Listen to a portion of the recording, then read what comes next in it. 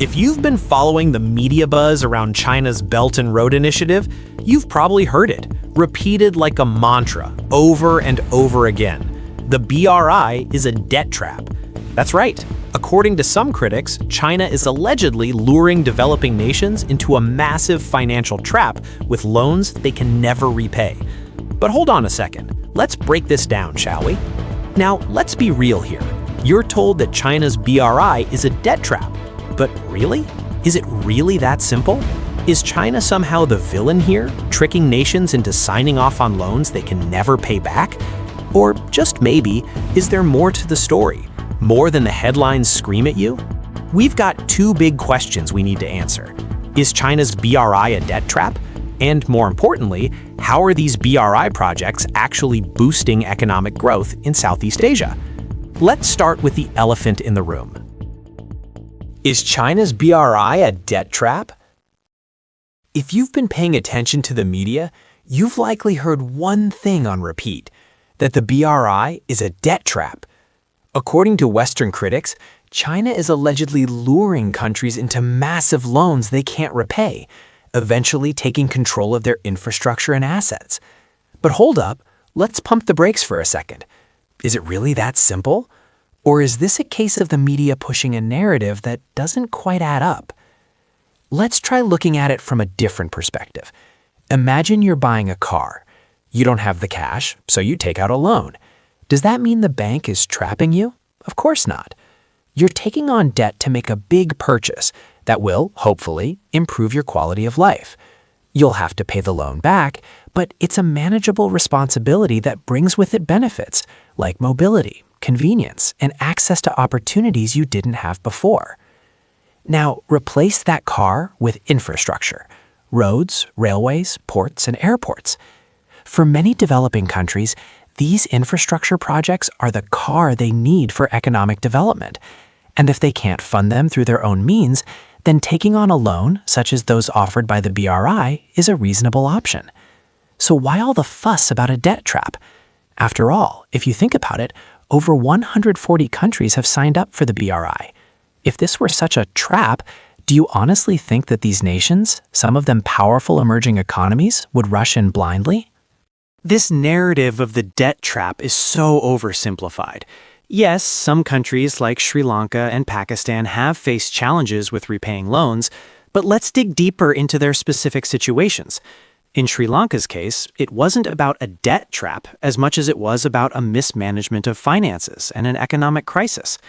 The Hambantota port lease, which is often cited as an example of China's debt trap, was a result of Sri Lanka's debt crisis, not some sinister Chinese plot.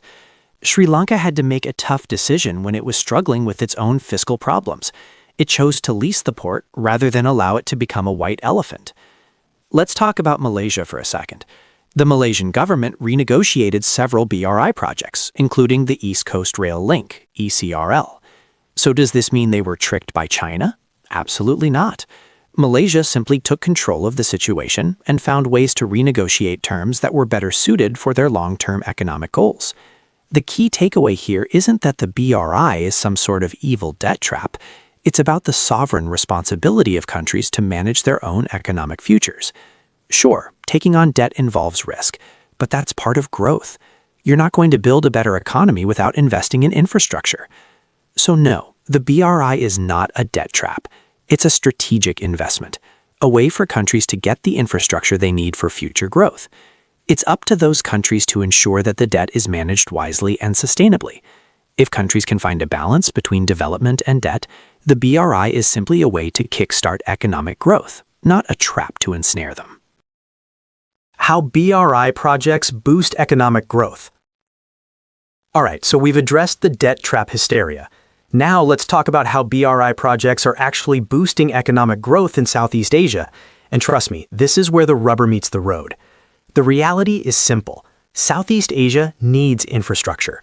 It's a region that's booming in terms of population and potential, but it lacks the basic infrastructure to keep up.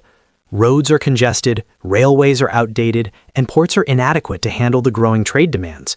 In this context, the BRI is offering a lifeline. Take a look at Laos, for example. For decades, Laos was one of the most landlocked countries in the world. Trade routes were inefficient, and the economy struggled because it was geographically isolated.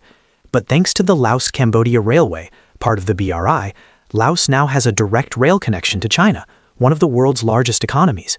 This rail link opens the door for increased trade, business opportunities, and foreign investment. This project is not just an investment in infrastructure, it's an investment in the future of Laos's economy. The Jakarta-Bandung high-speed railway is already transforming Indonesia's transportation landscape, cutting travel time between Jakarta and Bandung from over 3 hours to just 46 minutes. Since its launch in October 2023, the railway has transported over 10 million passengers and completed nearly 30,000 trips, covering over 4.63 million kilometers. The HSR has drastically improved business and productivity by enabling faster movement between two key cities. The railway's capacity has expanded rapidly. Daily trips have increased from 14 to 62, and seating capacity has grown from 8,400 to 37,000. With improved passenger services, online ticketing, and integrated transportation options, the HSR is connecting people more efficiently and helping Indonesia's economy thrive, offering a clear example of how the BRI is driving growth in Southeast Asia. Let's not forget Malaysia's East Coast Rail Link, a project that's now under construction thanks to BRI funding. The ECRL will connect the East Coast to the West Coast of peninsular Malaysia, providing better access to ports, industrial zones, and tourist destinations. The result? A more efficient transportation network that cuts costs for businesses and enhances trade between Malaysia and its neighbors. It's a vital artery for Southeast Asia's growing trade ecosystem, connecting Malaysia's east coast to China's market and the wider global economy. But it's not just the big projects that matter. BRI also stimulates job creation and supports the local economies. These large-scale infrastructure projects require thousands of workers, from engineers to construction crews to support staff. Local businesses, too, benefit from the influx of laborers and materials. Job creation and poverty reduction become part of the deal when these massive projects get underway. Take Cambodia, for instance. Chinese-backed construction projects there are not just providing much-needed infrastructure. They are also creating opportunities for workers and boosting the local economy through spending and investment. In addition, these projects open the door for technology transfer. With China's involvement, countries like Indonesia and Malaysia are gaining access to advanced construction techniques, energy solutions, and even digital technologies that might otherwise have been out of reach. As Southeast Asia's economies continue to grow, they need more than just infrastructure. They need to become technologically competitive. BRI projects are a way for countries to bridge that gap and leverage Chinese expertise to modernize their economies. Finally, let's talk about regional connectivity. Southeast Asia has historically been disjointed in terms of infrastructure. Roads are not connected, rail networks don't link up, and ports are isolated. The BRI's regional projects are changing that. With better connectivity, the whole region can operate as a more integrated economic bloc. ASEAN countries, Malaysia, Vietnam, Thailand, and others, are becoming increasingly interlinked, making it easier to move goods and services across borders. This creates a favorable environment for foreign investment and positions Southeast Asia as a global hub for trade and commerce. The long-term impact of these BRI projects will be huge. Southeast Asia will not only become a more connected region, but it will also become more competitive on the global stage. As countries improve their infrastructure, they attract more foreign investment, improve productivity, and ultimately see a boost in GDP. So, when you hear the term debt trap thrown around in the media, remember this: the BRI isn't a trap, it's an opportunity, an investment that countries are choosing to take. Sure, it involves taking on debt, but that's part of the process of building a future. And as for economic growth, Southeast Asia desperately needs these infrastructure projects to compete in the global economy. From railways in Laos to high-speed trains in Indonesia, the BRI is transforming the region, creating jobs, stimulating trade, and fostering long-term growth. Is the BRI a perfect system? Of course not. But it's not a debt trap, and it's certainly not the disaster some people claim it to be. It's a strategic investment that's helping shape the future of Southeast Asia, one project at a time. So, do you agree with our video? Tell us what you think by leaving your comments below. If you like what you watched, hit the like button.